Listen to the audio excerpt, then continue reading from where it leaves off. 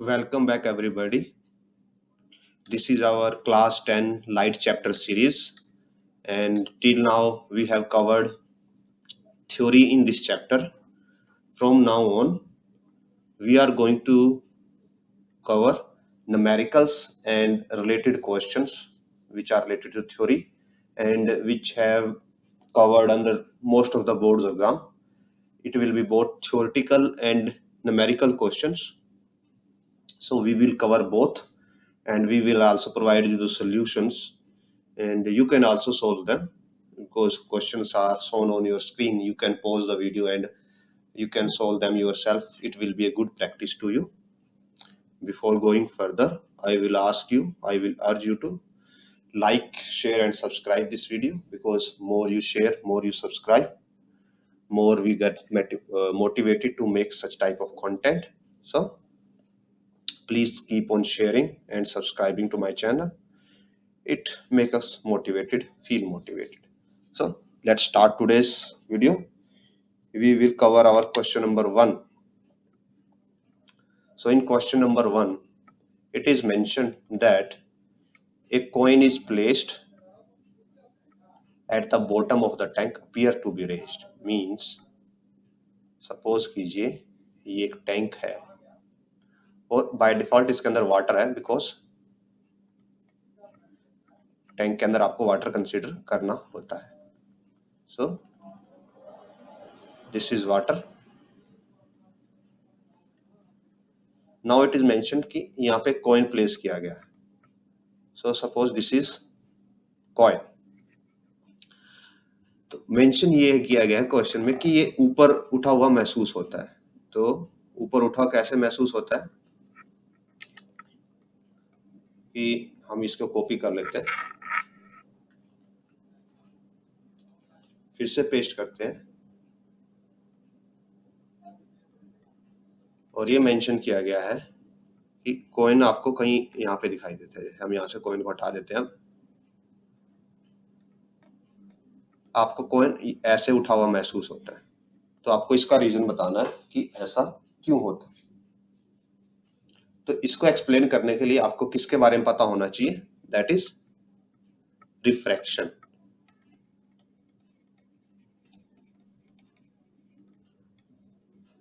थोड़ा पेन को हम ठीक कर लेते हैं सो दैट इजीली कर पाए. ओके, तो सपोज कीजिए कॉइन से आपके पास लाइट आ रही है. यहाँ पे आपकी आई है, दिस इज योर आई, जहां से आप देख रहे हो. अब कॉइन से जब आपके पास लाइट आएगी तो हम लाइट की एक लाइट रे लेते हैं, नॉर्मल रे लेते हैं, और हम ये कंसीडर करते हैं कि वो स्ट्रेट पाथ में चल रही है. सो यहां से एक ऐसे लाइट रे चलती. Let me change its colour.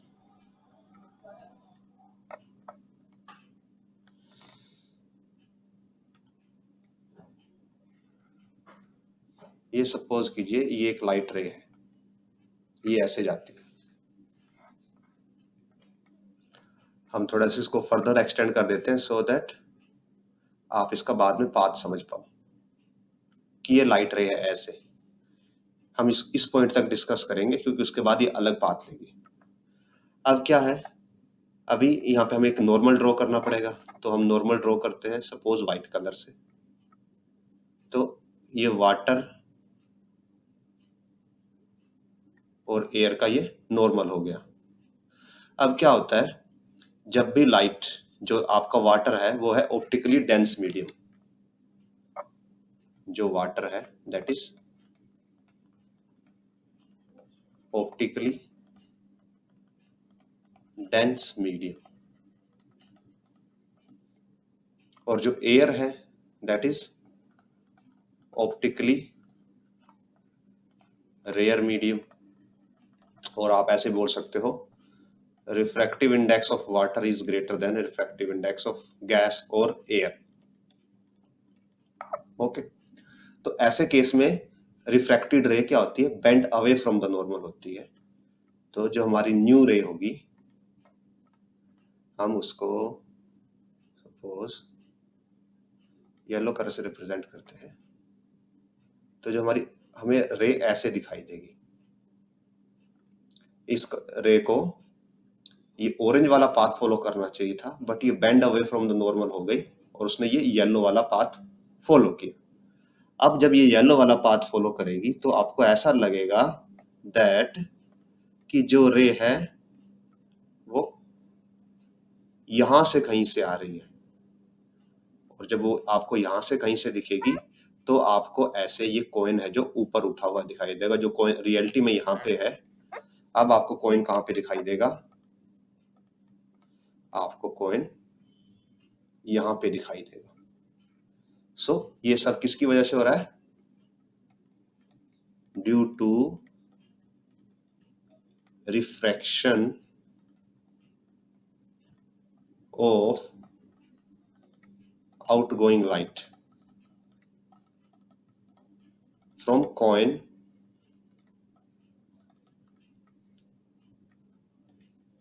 it seems to be raised as refracted light bends away from the normal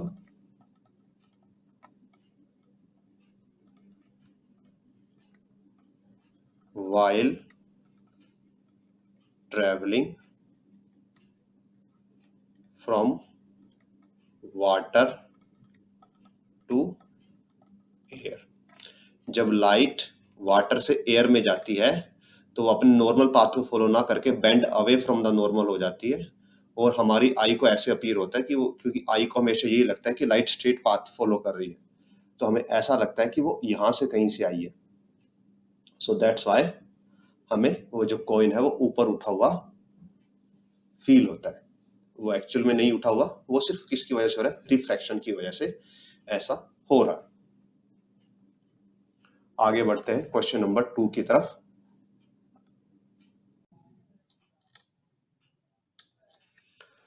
So in question number 2,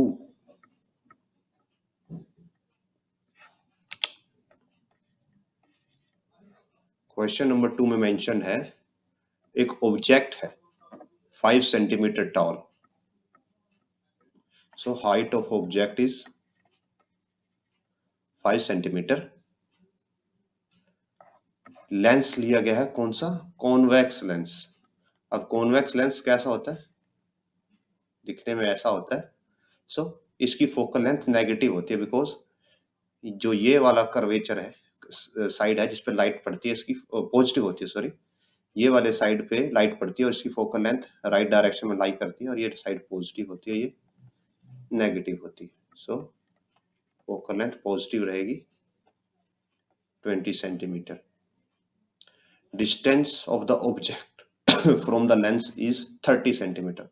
object इस साइड में होता है और उसको यू से डिनोट किया जाता है। So you is -30 centimetre.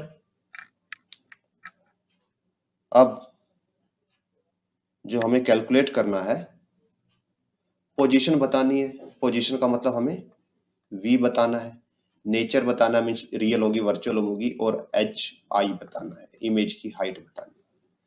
तो जो लेंस फॉर्मूला होता है दैट इज 1/v, इस यहाँ पे नेगेटिव आता है 1/f।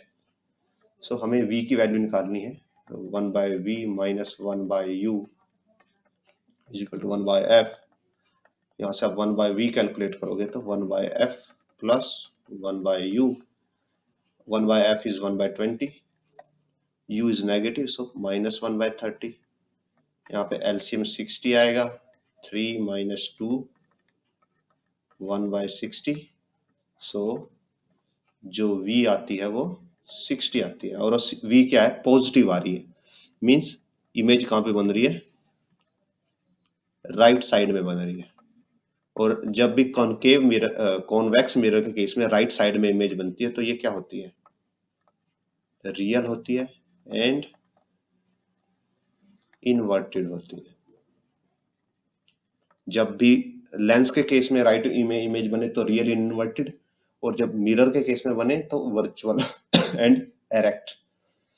लेंस के केस में लेफ्ट में इमेज बने तो वर्चुअल एंड एरेक्ट, मिरर के केस में लेफ्ट में इमेज बने रियल एंड इन्वर्टेड। सो हमारे पास v की वैल्यू आ गई। यहाँ पे मैग्निफिकेशन होता है, that is v by u होता है। तो हमारे पास v है 60, u इज -30, सो -2। और माइनस नेगेटिव मैग्निफिकेशन का भी मीनिंग होता है कि इमेज रियल और इन्वर्टेड है। और यही किसके इक्वल होता है? Height of image by height of object के।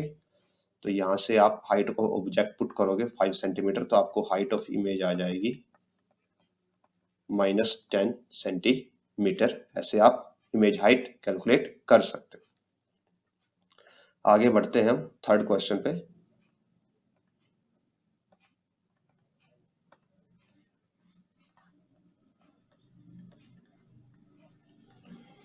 थर्ड क्वेश्चन में मेंशन है, right 2 rules of the new Cartesian sign conventions for spherical mirrors. Trace the path of refracted ray by drawing the figure if it passes from center of curvature of the concave mirror. So पहला हमें 2 rule बताने हैं sign convention के। तो पहला क्या होता है, आप ये बोल सकते हो that object are placed on left side, और दूसरा क्या होता है, light always comes from left side. इसके अलावा भी बहुत होते हैं कि जैसे जो लेफ्ट साइड है इसको आप नेगेटिव मेजर करते हो, राइट साइड को पॉजिटिव मेजर करते हो, बट हमें 2 ही बताने थे, वो हमने यहाँ पे मेंशन कर दिए। अब आपको बताना है कि रिफ्लेक्टेड रे का पाथ बताना है जो कहाँ से गुजरती है, सेंटर ऑफ कर्वेचर से पास होती है, और कॉनकेव मिरर का बताना है। सो हम एक मिरर ड्रॉ करते हैं पहले तो।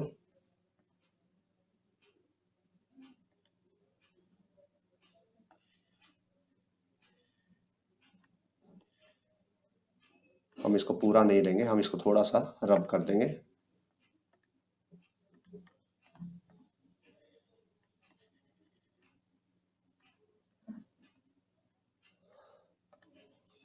तो ये सपोज कीजिए ये हमारे पास सिस्टम है जहां पे क्या है, ये कॉनकेव मिरर है हमारे पास, ये उसका प्रिंसिपल एक्सिस है जो डॉटेड लाइन इसको पास कर रही है, पी पोल है, एफ उसका फोकस है, और सी सेंटर ऑफ कर्वेचर है। सो अब ये बोला गया कि लाइट सेंटर ऑफ कर्वेचर से पास करती है, तो हम एक ऐसी लाइट लेते हैं जो सेंटर ऑफ कर्वेचर से पास होके मिरर पे स्ट्राइक करेगी। सो लेट अस टेक कि ये लाइट है जो सेंटर ऑफ कर्वेचर से पास होके मिरर पे स्ट्राइक करती है। अब जब ये लाइट मिरर पे स्ट्राइक करेगी तो ये रिफ्लेक्ट होगी, और रिफ्लेक्शन के लिए हमें क्या बनाना पड़ेगा, नॉर्मल बनाना पड़ेगा। और जो नॉर्मल होता है वो भी कहां से पास होता है, सेंटर ऑफ कर्वेचर से ही पास होता है। मींस यहाँ पे जो एंगल ऑफ इंसिडेंस है,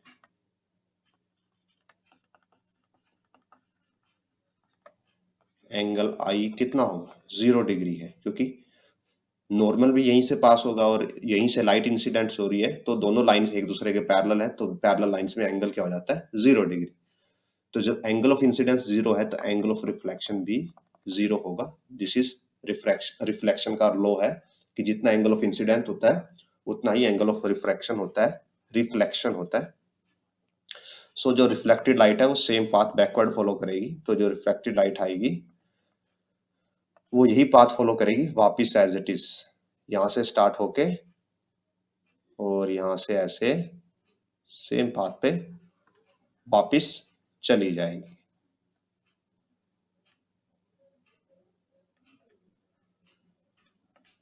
एज इट इज, जहां से टकरा के एज इट इज वापिस चली जाएगी।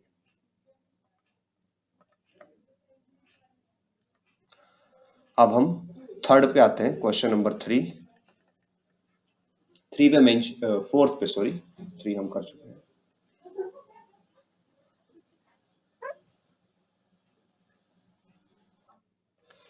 सो क्वेश्चन नंबर 4 में मेंशन है design an activity using concave mirror to prove that it is a diverging in nature. तो आपके पास किस टाइप का मिरर है? कॉनकेव मिरर है। सो सपोज इस टाइप का मिरर है आपके पास।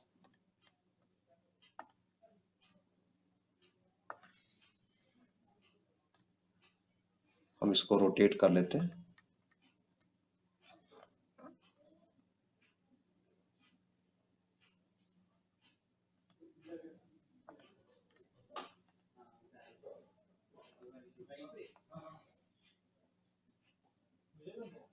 सपोज ये हमारे पास मिरर है, इसका हम प्रिंसिपल एक्सिस ड्रॉ कर लेते हैं। वो अप्रोक्सीमेटली यहाँ से पास होता है। उसके बाद इसका एक फोकस पॉइंट होगा, सपोज ये फोकस पॉइंट है, और इसका एक सेंटर ऑफ कर्वेचर होगा। अब आपको जो एक्टिविटी ड्रॉ करनी है उसमें आपको ये बताना है कि कन्वर्ज करता है और आल्सो कि इसकी रफ फोकल लेंथ भी पता चले। तो आप दोनों एक से कर सकते हो। कैसे? कि आप एक लाइट रे लेके आते हो। कहाँ से? इनफाइनाइट डिस्टेंस से लेके आते हो। तो सपोज कीजिए ये पहली लाइट रे है जो इनफाइनाइट डिस्टेंस से आ रही है। ये दूसरी लाइट रे है। दिस इज थर्ड लाइट रे and this is fourth light रे। अब ये जो चारों की चार इंसिडेंट रेज हैं ये मिरर पे टकराने के बाद रिफ्लेक्ट होंगी, और जब ये मिरर से रिफ्लेक्ट होंगी तो ये पॉइंट के क्रॉस करती है ऐसे।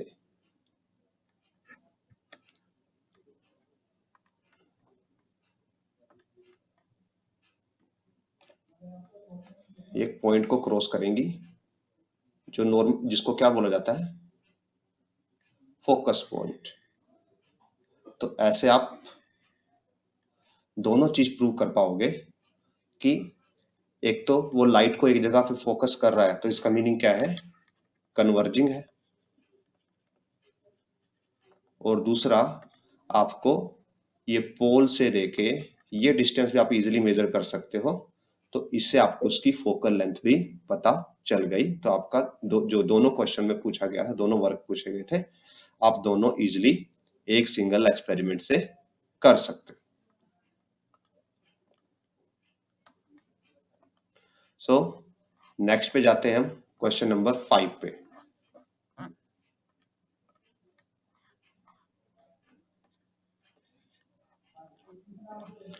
फिफ्थ में मेंशन है एक नीडल है 4.5 सेंटीमीटर की, placed at 12 centimetre away from the convex mirror. देखिए कौन सा मिरर है? कॉन्वेक्स मिरर है। तो जो इसकी शेप होगी वो कुछ ऐसे होगी। इसके लिए हम इन फिफ्थ क्वेश्चन हमारे पास एक नीडल है 4.5 सेंटीमीटर की, जो कि कॉन्वेक्स मिरर है, उससे 12 सेंटीमीटर की दूरी पे है। तो सपोज कीजिए जो हमारी नीडल है वो यहाँ पे है और ये डिस्टेंस 12 सेंटीमीटर है।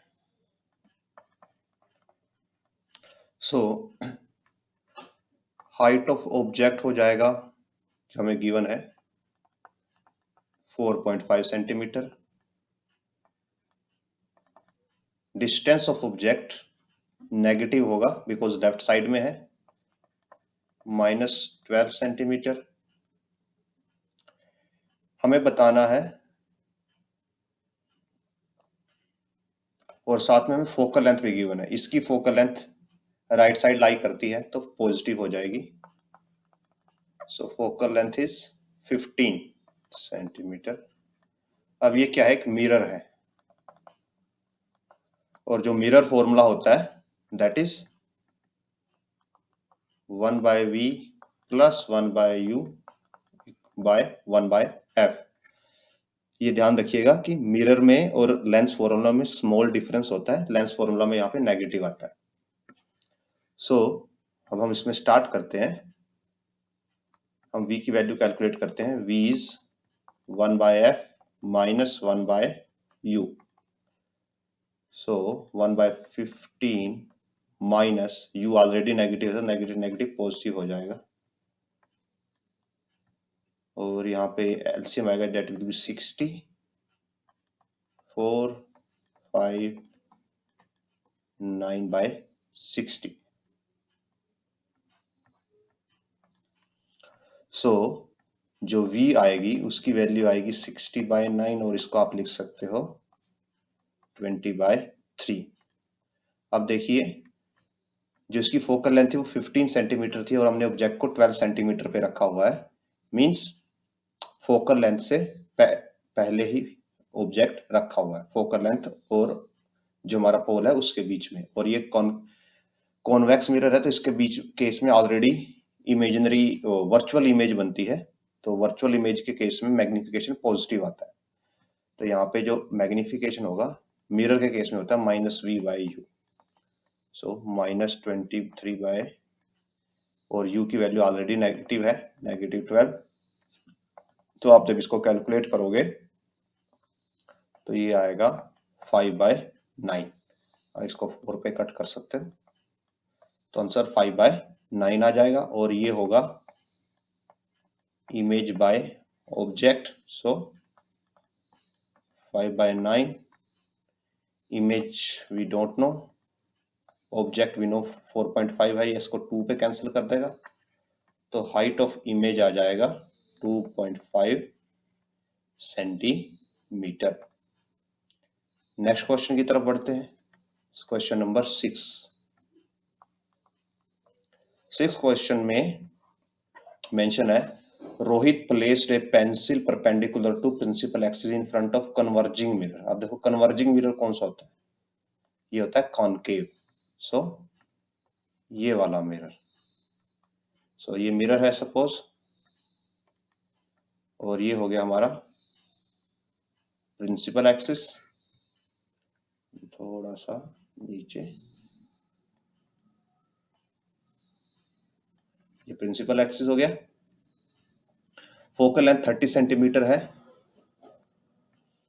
सो अब इसकी फोकल लेंथ लेफ्ट साइड में होती है और लेफ्ट साइड नेगेटिव होती है, सो फोकल लेंथ -30 सेंटीमीटर।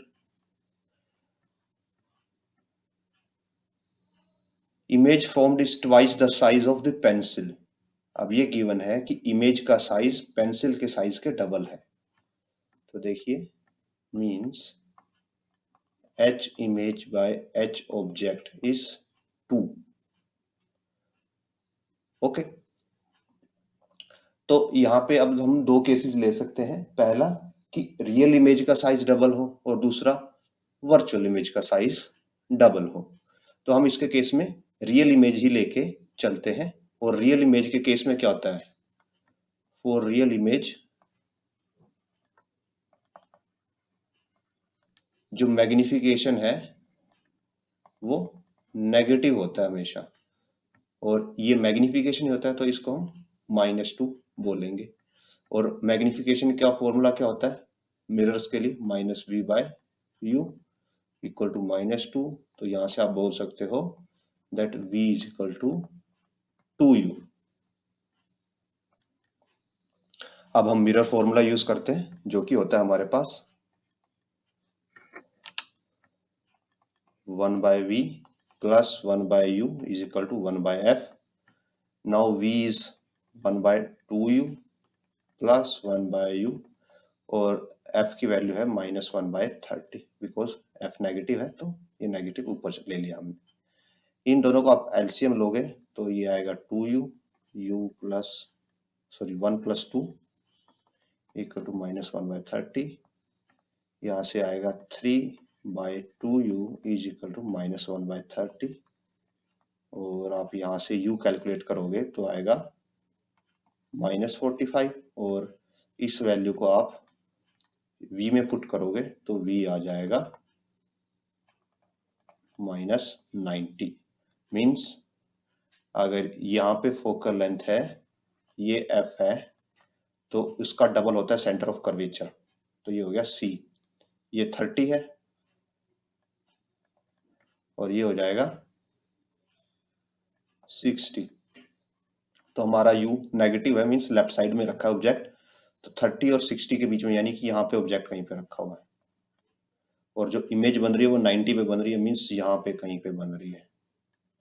तो ये तो हो जाता है किसके केस में, रियल इमेज के केस में। अगर हम वर्चुअल इमेज लें, ओ सॉरी क्या बोलते हैं, हाँ वर्चुअल इमेज लें, उसके लिए डिफरेंट कलर यूज करते हैं।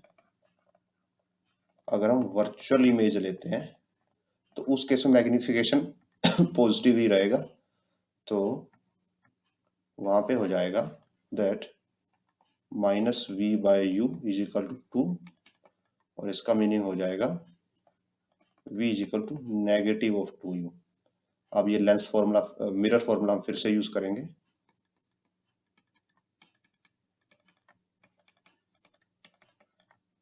तो यहां से हमें मिलेगा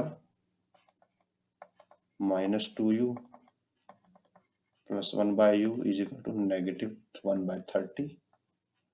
फिर से एलसीएम 2u रहेगा, इधर आएगा -1, इधर आएगा +2, और इधर -1/30। सो 1/2u -1/30, और यहाँ से u आ जाएगा -15 सेंटीमीटर। सो इस केस में फोकस से पहले रखा है, और फोकस से पहले रखने पे इमेजिनरी वर्चुअल इमेज बनती है अगर फोकस से पहले ऑब्जेक्ट हो। सो हमारे पास v आ गया और u आ गया, हम v निकाल सकते हैं। v is -2u means 60 centimetre, यानी कि कहाँ पे बन रही है, राइट साइड में, यहाँ पे बन रही है। और मिरर के केस में यहाँ पे बनने वाली इमेज वर्चुअल इमेज होती है। सो ऐसे हमारा 6 क्वेश्चन सॉल्व होता है। अभी हम 7th क्वेश्चन करते हैं।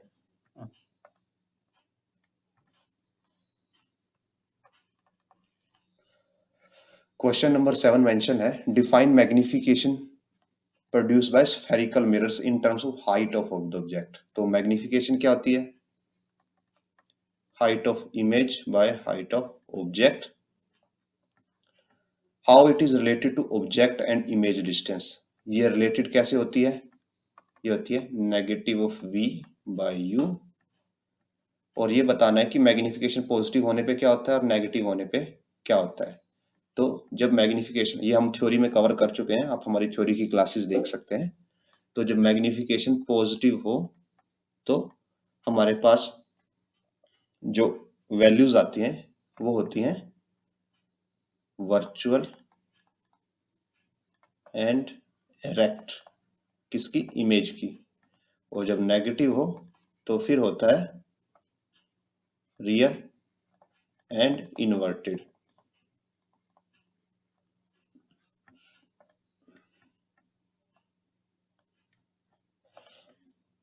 सो ये वैल्यूज होती है मैग्निफिकेशन पॉजिटिव। अगर आपको डिटेल में देखना है ऐसा क्यों है, तो हमारी थ्योरी की वीडियोस आप देख सकते हैं, वो यूट्यूब पे प्लेलिस्ट में अवेलेबल है। सो नेक्स्ट क्वेश्चन पे चलते हैं, क्वेश्चन नंबर 8।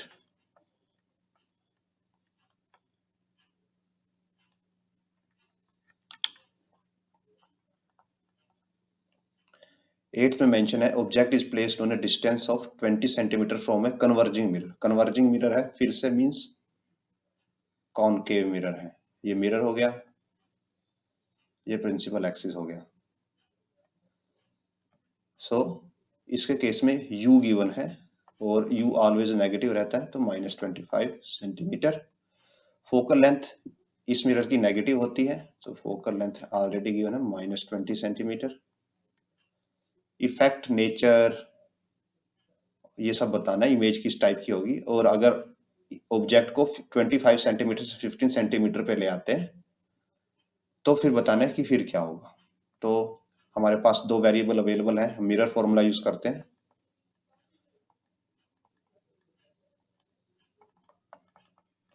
मिरर फॉर्मूला में पॉजिटिव आता है और लेंस फॉर्मूला में नेगेटिव आता है। सो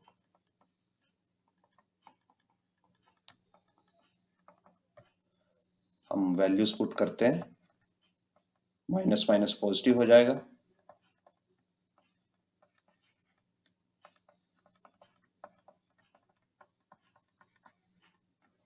तो यहाँ पे हमारे पास जो v की वैल्यू आती है वो -100 सेंटीमीटर आती है। और आप यहाँ से भी आइडिया लगा सकते हो कि जो ऑब्जेक्ट है वो फोकस से बाद में रखा है। यहाँ पे फोकस है तो ऑब्जेक्ट उससे दूर रखा है, 25 सेंटीमीटर यहाँ पे रखा है। तो फोकस से दूर होने पे मीन्स क्या होता है, अगर आप फोकस और लेंस मिरर के बीच में आ जाओ तो वर्चुअल इमेज बनती है, तो वो इस साइड बनती है। और अगर आप फोकस से पहले हो तो रियल इमेज बनती है, जो कि इसी साइड बनेगी। और हमारा नेगेटिव वैल्यू आ रहा है v का। सो हम जो कैलकुलेशन कर रहे हैं वो सही जा रही है। अब हम मैग्निफिकेशन निकाल सकते हैं, that is -v/u। So minus minus plus हो जाएगा और u की वैल्यू -25, तो हमारे पास मैग्निफिकेशन आता है नेगेटिव। तो इमेज क्या है, रियल एंड इन्वर्टेड। और अब आप क्या बोला गया है कि आप 25 से 15 सेंटीमीटर पे आ जाते हो। फोकस कहाँ पे है, फोकस 20 सेंटीमीटर पे। अभी आप यहां से जंप करके, इस पॉइंट से जंप करके आप इधर कहीं पे पहुंच जाते हो फोकस के बाद, फोकस और मिरर के बीच में। तो इससे क्या हो जाएगा, जो आपकी इमेज बनेगी वो हो जाएगी, image will be virtual and erect, because आप फोकस के बाद चले गए, फोकस और मिरर के बीच में चले गए, और वो उस केस में ऑलवेज वर्चुअल इमेज ही बनती है। क्वेश्चन नंबर 9 की तरफ बढ़ते हैं। बोला गया है प्लेन मिरर और कन्वेक्स मिरर के बीच की आपको एक सिमिलैरिटी बतानी है, एक सिमिलैरिटी और एक डिससिमिलैरिटी।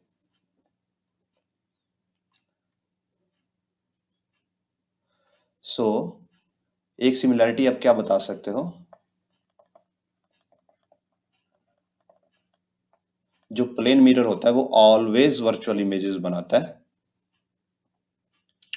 सो हम ये बोल सकते हैं दैट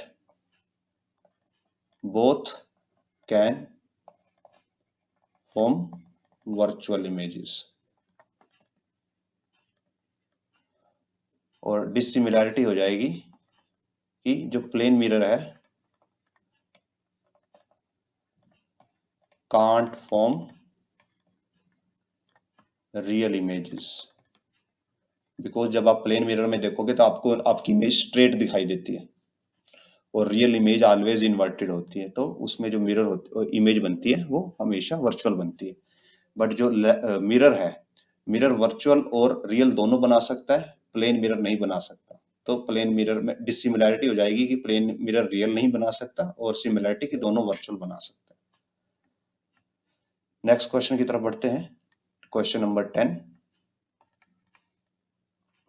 स्नेल्स लॉ बताना है रिफ्लेक्शन का, रिफ्रैक्शन का।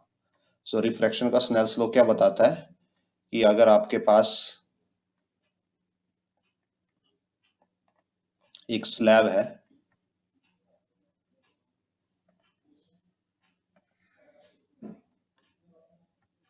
ये ग्लास स्लैब है आपके पास,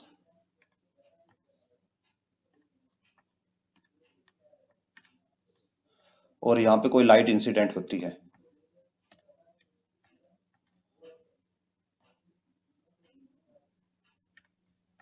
सपोज कीजिए ये इंसिडेंट लाइट है,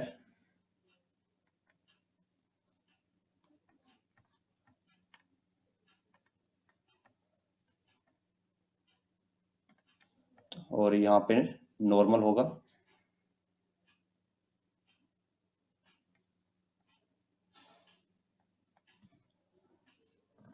और फिर आपके पास रिफ्रैक्टेड लाइट आएगी।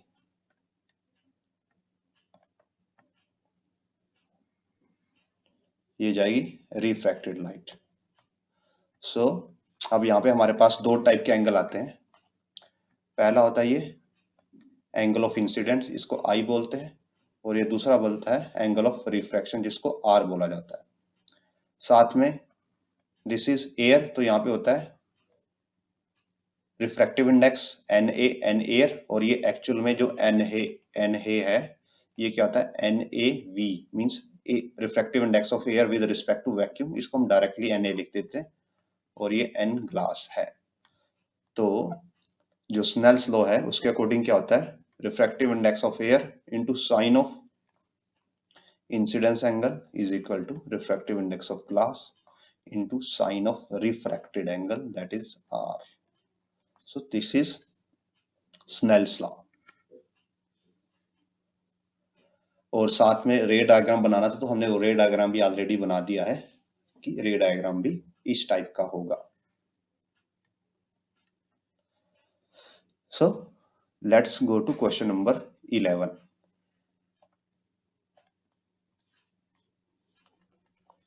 आप जो डायग्राम वगैरह है आप वीडियो को पॉज करके देख सकते हैं. A 5 centimeter tall object is placed perpendicular to principal axis of a convex lens. देखिए अभी convex lens आ गया है, तो convex lens जो होता है वो ऐसा होता है. ऐसे इसका एक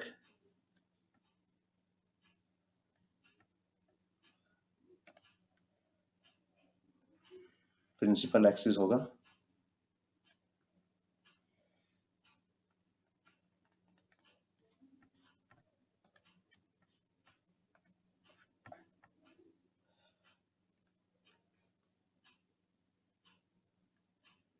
Suppose this is principal axis. So ये बोला गया कि फोकल लेंथ 10 सेंटीमीटर है. अब इसकी फोकल लेंथ इस कर्वेचर के हिसाब से देखी जाती है जो कि राइट साइड में आती है. तो कॉन्वेक्स लेंस की फोकल लेंथ होती है पॉजिटिव, यानी कि 10 सेंटीमीटर, पॉजिटिव सेंटीमीटर. ऑब्जेक्ट की हाइट गिवन है 5 सेंटीमीटर, तो हाइट ऑफ ऑब्जेक्ट 5 सेंटीमीटर है. Distance of object from the lens यानी कि u की वैल्यू गिवन है और u हमेशा इस साइड होता है, यानी कि नेगेटिव होगा, -15 centimetre.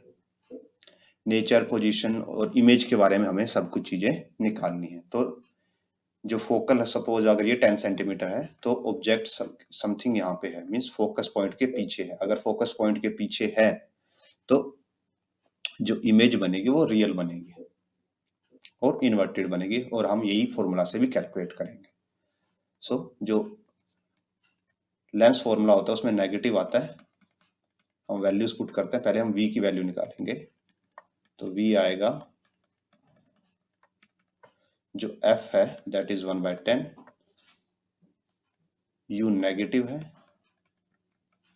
So it will 30 LCM, 3 - 2 1/30. तो v की वैल्यू आ जाती है 30. और अभी आप ध्यान रखिएगा कि ये लेंस है, तो लेंस के केस में राइट साइड में रियल इमेज बनती है, मिरर के केस में लेफ्ट साइड में रियल इमेज बनती है.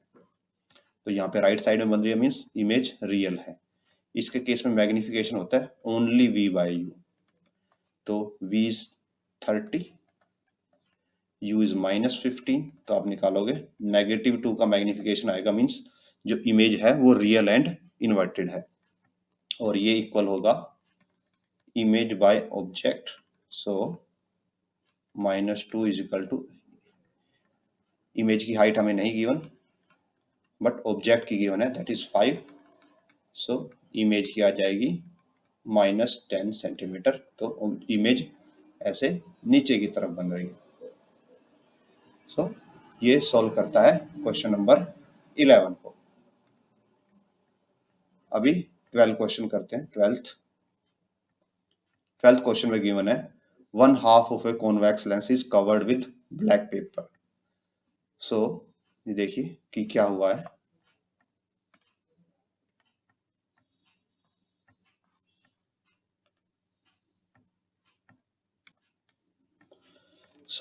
पहले हम लेंस बना लेते हैं. कॉन्वेक्स लेंस है तो सपोज कीजिए ये हमारा लेंस हो गया. अब हम इसका वो बना लेते हैं principal axis. So suppose this is our principal axis. अब इसमें ये बोला गया कि इसका एक हाफ किससे कवर कर दिया गया,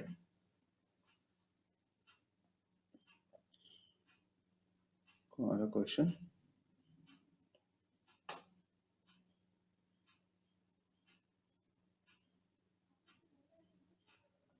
हाँ, ब्लैक पेपर से इसके एक हाफ को कवर कर दिया गया है.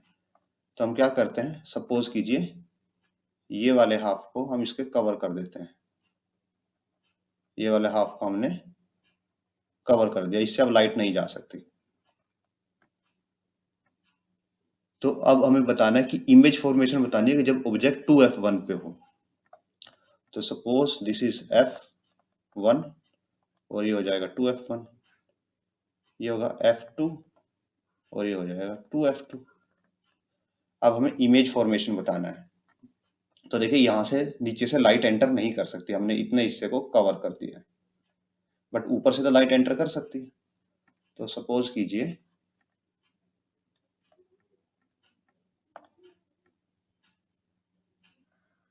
ये ऑब्जेक्ट है, तो यहां से हम लाइट रेज निकालते हैं।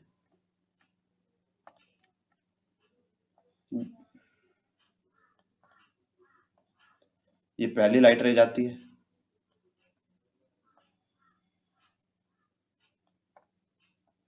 फिर यहां से एक दूसरी लाइट रेज आती है, और फिर यहां से एक ऐसे थर्ड लाइट रेज आती है। अब ये इंसिडेंट लाइट रेज है, देखिए, और जो यहां से लाइट रे है, यहां से कोई लाइट रे नहीं जा सकती, यहां से भी कोई लाइट रे नहीं जा सकती, बिकॉज अब यहाँ पे इनको रोक दिया जाएगा। अब क्या होता है, जो रिफ्रैक्टेड लाइट होगी ये तो पास होगी, और ये पैरेलल लाइट है तो ये तो फोकस से पास होगी ऐसे। ये पैरेलल नहीं है तो ये समथिंग लाइक ऐसे जाएगी, और जो ये लाइट है ये तो ऑप्टिकल सेंटर से पास हो रही होगी, तो ये एज इट इज स्ट्रेट चली जाएगी।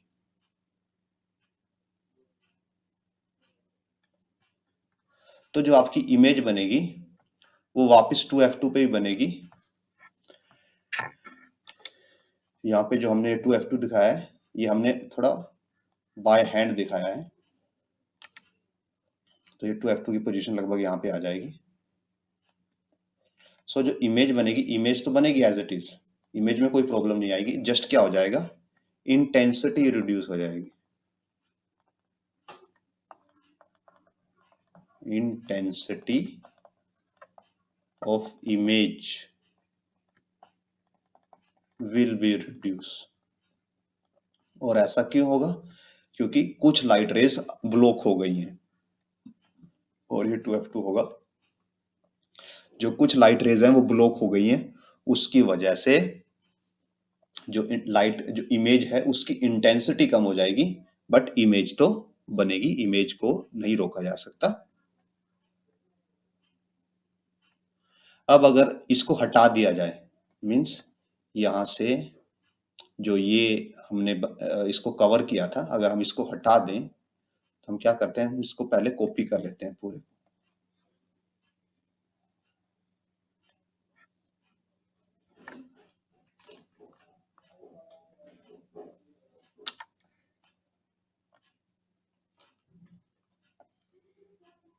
तो इस केस में क्या होगा कि जो ये था ये पूरा का पूरा हट जाएगा। अब जो ये लाइट थी ये भी एज इट इज वापस जाएगी, मींस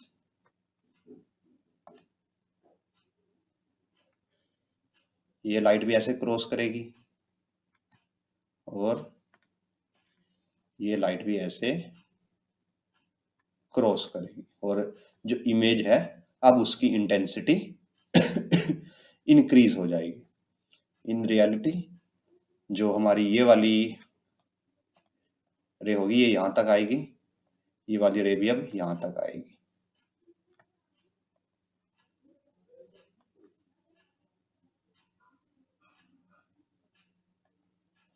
सो अगर आप ये हटा दोगे तो इंटेंसिटी बढ़ जाएगी इमेज की, अगर आप इसको लगा दोगे तो इंटेंसिटी रिड्यूस हो जाएगी।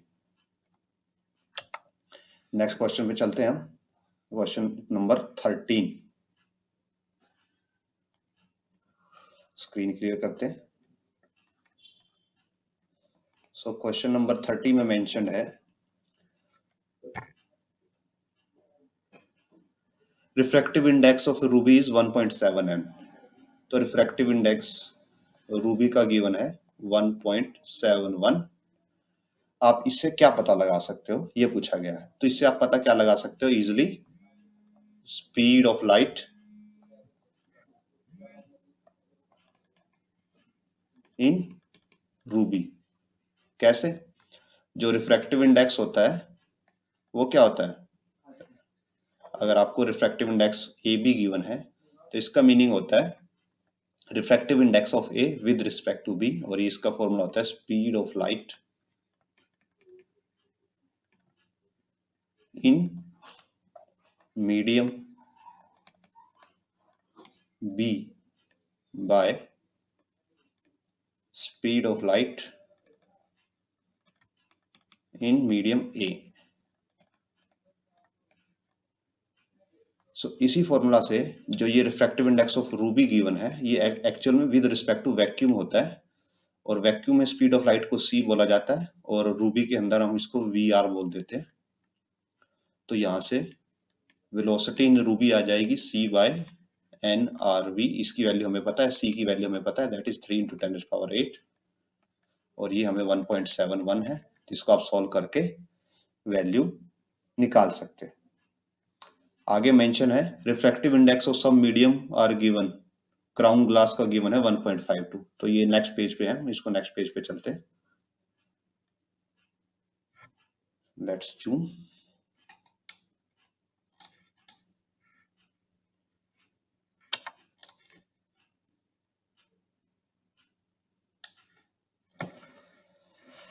सो जो प्रीवियस पेज था हमारा ग्लास का था 1.52। सो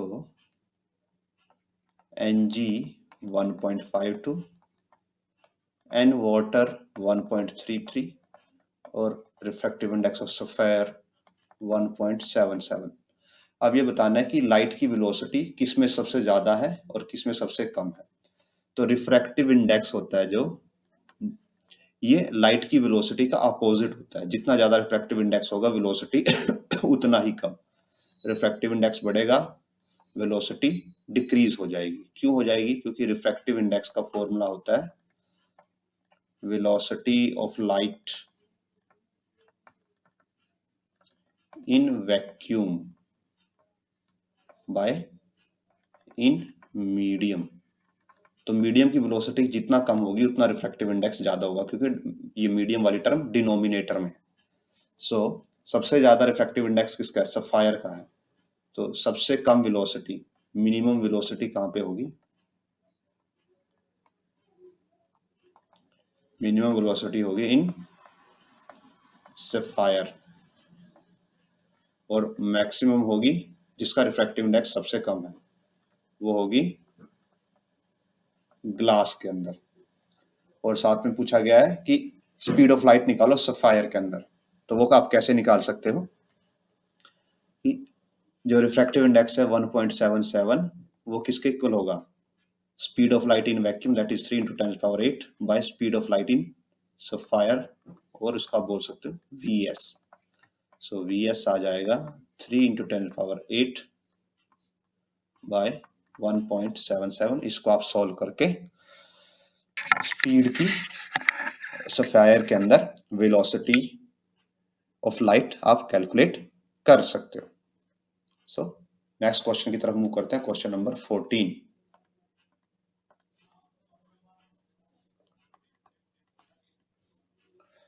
14। में मेंशन है a 10 centimeter tall object is placed perpendicular to principal axis of a convex lens of focal length 30।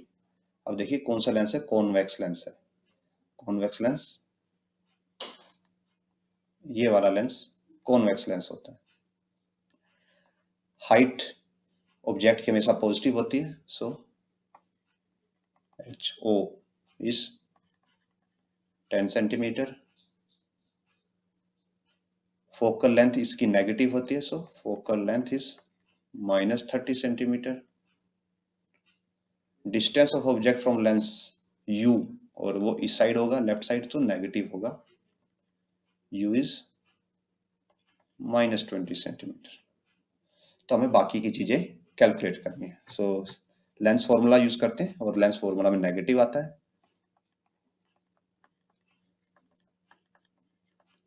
Values put करते हैं एडजस्टमेंट के बाद। f is -30, u is negative, तो प्लस माइनस माइनस हो जाएगा। एलसीएम लोगे आप तो ये 60 आएगा, -2 + 3 1/60, सो v इज 60 सेंटीमीटर। आप देखिए यहाँ पे v पॉजिटिव आया, मीन्स इमेज लेफ्ट साइड में बन रही है, और लेंस के केस में लेफ्ट साइड में अगर इमेज बन रही है तो रियल एंड इन्वर्टेड। तो अगर आप यहाँ पे मैग्निफिकेशन निकालोगे के केस में v/u होता है लेंस के केस में, सो 60/u इज -20, -3 मैग्निफिकेशन है, और नेगेटिव मैग्निफिकेशन होता है रियल एंड इन्वर्टेड, और यही होता है object by height, sorry height bye object. So height by object is 10, so height of image -30 centimetre की इमेज इन्वर्टेड बनी है, उल्टी बनी है। क्वेश्चन नंबर 15 करते हैं।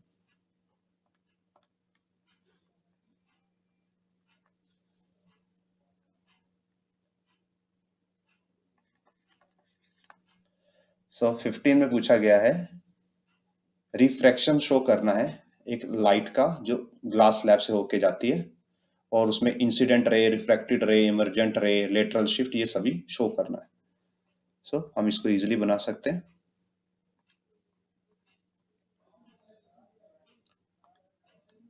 पहले हम ये ग्लास स्लैब लेते हैं,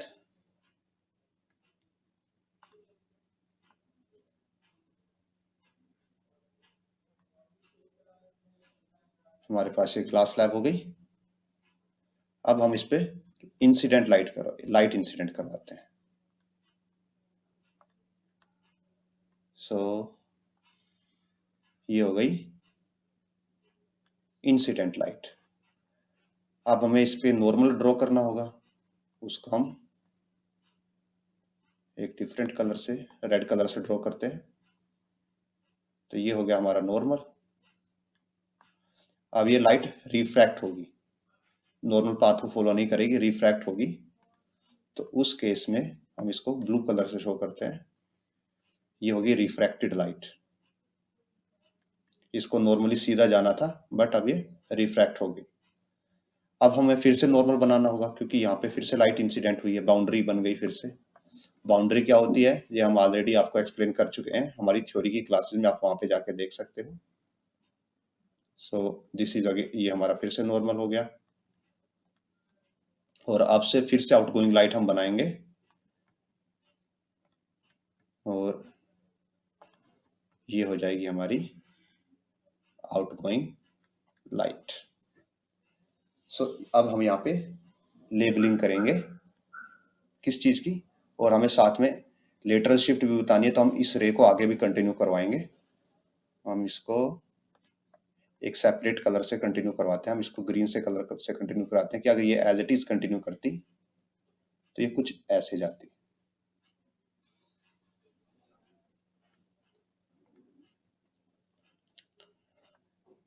एंड वन मोर, अब हम साथ में एक ये डिस्टेंस भी बाद में मेजर करेंगे। सो हमने सभी चीजें बना ली हैं। अब हम यहाँ पे ये एंगल ऑफ इंसिडेंस है, ये एंगल ऑफ रिफ्रैक्शन है, ये फिर से एंगल ऑफ इंसिडेंट है, इसको हम x दे देते हैं, और ये फिर से एंगल ऑफ रिफ्रैक्शन है, इसको हम y बोल देते हैं। तो जो ये वाली रे है इसको बोला जाता है इंसिडेंट रे, जो ये वाली रे है इसको बोला जाता है रिफ्रैक्टेड रे, और जो ये ग्रीन शो करता है दैट इज ओरिजिनल पाथ, और जो ये फिर से थर्ड वाली हमारे पास रे है ये है एमर्जेंट रे, यानी कि बाहर निकलने वाली। और जो ये ब्लू पोर्शन है इसको बोला जाता है लेटरल शिफ्ट। लेटरल शिफ्ट क्यों बोला जाता है, क्योंकि ये डिस्टेंस है कि ग्लास स्लैब के अंदर जो हमारी रे है वो कितना शिफ्ट हो गई। उसको ओरिजिनल ये ग्रीन वाला पाथ फॉलो करना चाहिए था अगर यहाँ पे ग्लास नहीं होता, बट उसने ब्लू वाला पाथ फॉलो किया और उसकी वजह से थोड़ा पाथ में शिफ्ट आ गया। उस शिफ्ट को मेजरमेंट को बोला जाता है लेटरल शिफ्ट या डिस्प्लेसमेंट भी बोल दिया जाता है। So this is our diagram. आगे बढ़ते हैं क्वेश्चन नंबर 16 की तरफ।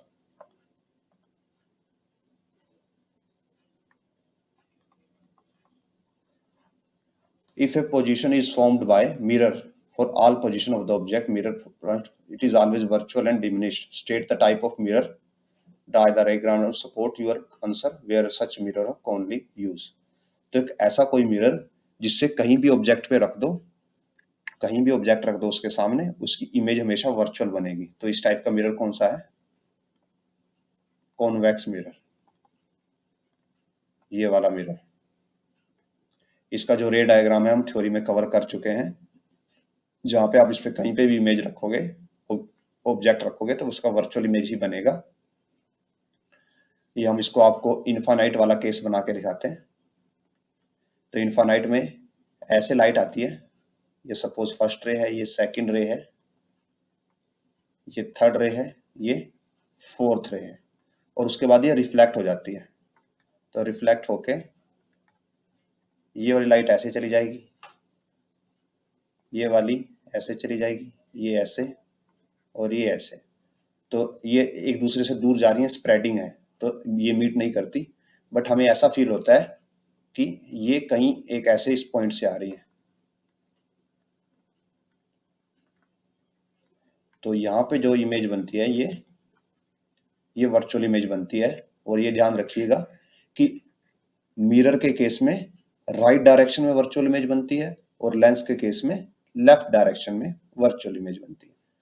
तो ये तो हो गया इसका रे डायग्राम। अब इसका यूज, तो इसका यूज कहाँ पे होता है? जो रियर व्यू मिरर्स होते हैं इन व्हीकल्स, जहां पे आपको इंफॉर्मेशन ज्यादा नहीं चाहिए, मींस आपको डिटेल्स नहीं चाहिए ऑब्जेक्ट की, आपको बस जस्ट ये चाहिए कि ऑब्जेक्ट कहाँ पे है, आपके पीछे है या नहीं, सिर्फ ये देखने के लिए इनका यूज होता है। बिकॉज इनका जो कवरिंग एरिया जो कवरेज है इनकी, वो कवरेज बहुत ज्यादा होती है। तो ये बहुत ज्यादा एरिया से लाइट गैदर कर पाते हैं और आपको ज्यादा एरिया कवर करके दिखा पाते हैं। इससे आपको आइडिया मिल जाता है कि आपके पीछे कोई ऑब्जेक्ट है या नहीं। सो नेक्स्ट क्वेश्चन पे मूव करते हैं। Question number 17।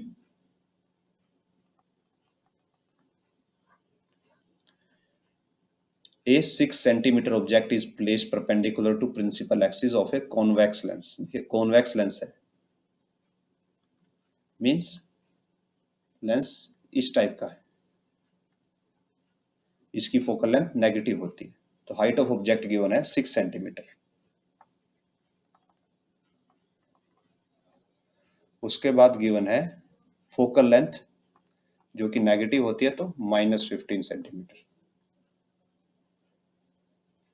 Distance of object given है 10 सेंटीमीटर, सो वो नेगेटिव ही होगा ऑलवेज, -10 सेंटीमीटर। हमें इमेज के बारे में चीजें बतानी है, तो आप सिंपल लेंस फॉर्मूला यूज करोगे और इसमें नेगेटिव आता है। सो v की वैल्यू आ जाएगी 1/f + 1/u। f is -15, minus, यहाँ पे प्लस था बट u नेगेटिव है तो माइनस आ जाएगा 10। LCM is 30, -2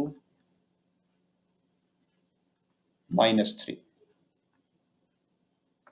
so -5/60 30 sorry, so 1/v आ जाएगा -1/6, implies v is -6 सेंटीमीटर। तो मीन्स इमेज भी लेफ्ट डायरेक्शन में बनी है। और आप देख सकते हो कि जो ऑब्जेक्ट है वो फोकस से पहले रखा है, फोकस 15 सेंटीमीटर पे है, ऑब्जेक्ट 10 सेंटीमीटर पे ही रखा है। तो फोकस और लेंस के बीच में रखने पे हमेशा वर्चुअल इमेज ही बनती है, और वर्चुअल इमेज जो लेंस के केस में है वो लेफ्ट साइड में बनती है।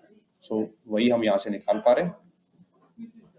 मैग्निफिकेशन होगा v/u, so v is -6, u is -10, सो 0.6, और पॉजिटिव है मींस अगर पॉजिटिव मैग्निफिकेशन तो जो इमेज है वर्चुअल एंड इरेक्ट होगी। So this covers our question number 17। Next question की तरफ चलते हैं।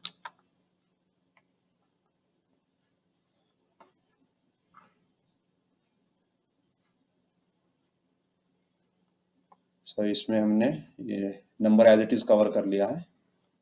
सो the ability of a medium to reflect light as expressed in optical density, ये इसके लिए स्टेटमेंट है, आगे की स्टेटमेंट है।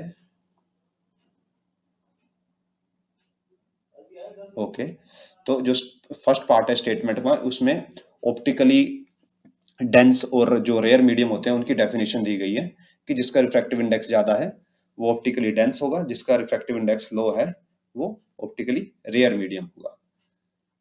तो पहले हम स्क्रीन क्लियर कर देते हैं। तो इस क्वेश्चन में फर्स्ट पार्ट में पूछा गया है कि डायमंड के अंदर स्पीड ऑफ लाइट बतानी है। तो हमने बताया था आपको कि n, यहाँ पे डायमंड गिवन है 2.42, और ये क्या होता है speed of light in vacuum bye speed of light in diamond, vd, speed of light in diamond. So vd आ जाएगा c बाय 2.42, c की वैल्यू है 3 × 10⁸। आप वैल्यू सोल्व करके डायमंड के अंदर वेलोसिटी निकाल सकते हो। अब पूछा गया रिफ्रैक्टिव इंडेक्स गिवन है ग्लास, वाटर एंड कार्बन का। सो ग्लास का 1.5 है, वाटर का 1.33 है एंड कार्बन का 1.62 है। तो अब ये बताना है कि एंगल ऑफ रिफ्रैक्शन किसका ज्यादा होगा। अगर इन सब पे सेम लाइट सेम एंगल पे पड़ती है तो एंगल ऑफ रिफ्रैक्शन किसका ज्यादा होगा।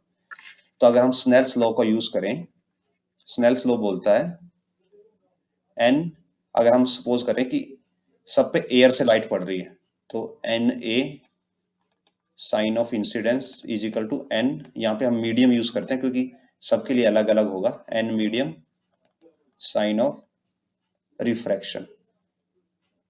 तो अगर हम यहां से रिफ्रैक्शन एंगल की वैल्यू निकालें, साइन ऑफ रिफ्रैक्शन आएगा N A sine I by N of medium. तो देखिए अब सबके ऊपर एयर से लाइट पड़ रही है और सेम एंगल पे पड़ रही है, तो एयर का रिफ्रैक्टिव इंडेक्स फिक्स है और साइन ऑफ ये इंसिडेंट एंगल फिक्स है क्योंकि एयर से लाइट पड़ रही है और सेम एंगल पे पड़ रही है, तो ये वैल्यू तो फिक्स है। तो जो एंगल ऑफ रिफ्रैक्शन है वो इनवर्सली डिपेंड करता है refractive index of medium. Means जैसे ही मीडियम का रिफ्रैक्टिव इंडेक्स इंक्रीज होगा, जो रिफ्रैक्टिव एंगल है वो रिड्यूस हो जाएगा, मींस रिवर्स फॉलो करेगा। तो सबसे ज्यादा रिफ्रैक्टिव इंडेक्स किसका है, कार्बन का, तो सबसे कम refractive index refractive angle carbon का होगा। So angle of refraction for carbon सबसे कम होगा, फिर आएगा angle of refraction for glass, और फिर आएगा angle of refraction for water. Water के लिए एंगल ऑफ रिफ्रैक्शन सबसे ज्यादा होगा। उसके बाद है रिफ्रैक्टिव इंडेक्स गिवन है वाटर और ग्लास के लिए, तो इनके लिए हमें स्पीड निकालनी है। तो स्पीड हम सेम फॉर्मूला से निकाल सकते हैं जैसे हमने पहले यहाँ पे ये डायमंड के केस में निकाली थी। तो हम क्वेश्चन नंबर 18 पे आते हैं। Screen clear.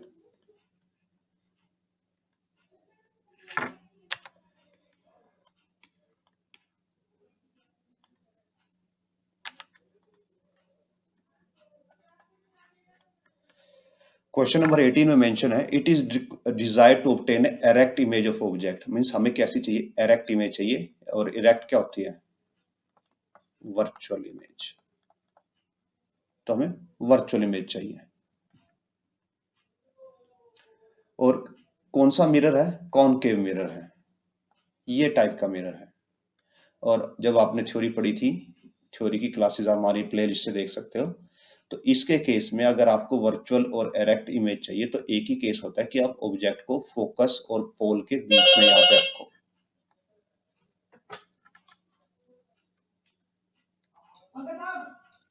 सो आपको फोकस और पोल के बीच में होना पड़ेगा।